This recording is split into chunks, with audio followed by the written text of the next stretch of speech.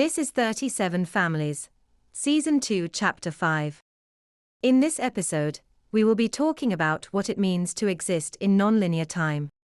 To start off, among those who have reached a state of nonlinearity, there is no continuity, but the continuity we create. It is possible to jump from one timeline to another, or to rearrange time, accordingly. To exist within a single moment for infinity. Or to experience the same moment over and over again. Likewise, as a result, there are many parallel paths which diverge from each intersection. Just as it is possible to rearrange linearity, it is possible to jump from one such parallel path to another. To give you an example, perhaps there are two paths from one side of the room to another. You may take one path or another, bound by linearity. But if your consciousness is unbound by linearity, then you may take one path halfway, then jump to the other. Or you may take one path forward and the other half back. There are infinite permutations of possible routes you can take when you aren't bound by a unidirectional linear experience of time. Because every experience represents an eternity of time, unbounded by linearity, there are no restrictions on how long you reside in it. It is the processing of time into a linear stream, which gives it the appearance of continuity, not anything intrinsic. But if you order your consciousness according to a linear stream, then you are restricted to experience it in a linear fashion. The 9 dialogues of each intersection, corresponding to 9 affirmatory narratives, corresponding to 9 impulses expressed, expose the 9 classes of parallel universes revealed by each intersection.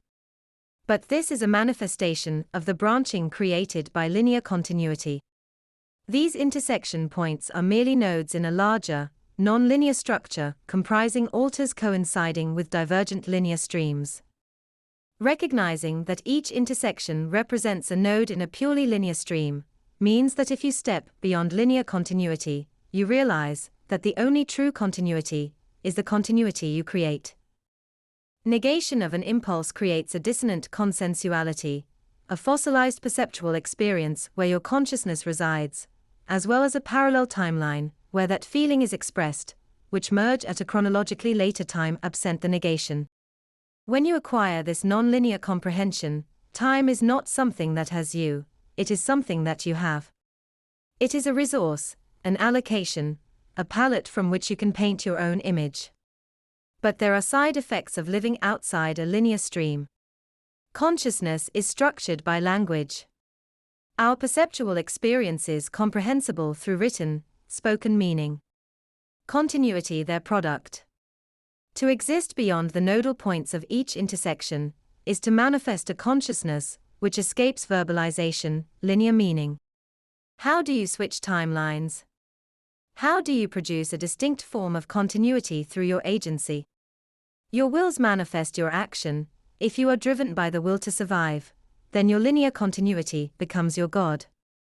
It is only in letting yourself go that you are able to perceive time as it is, in renouncing your continuity.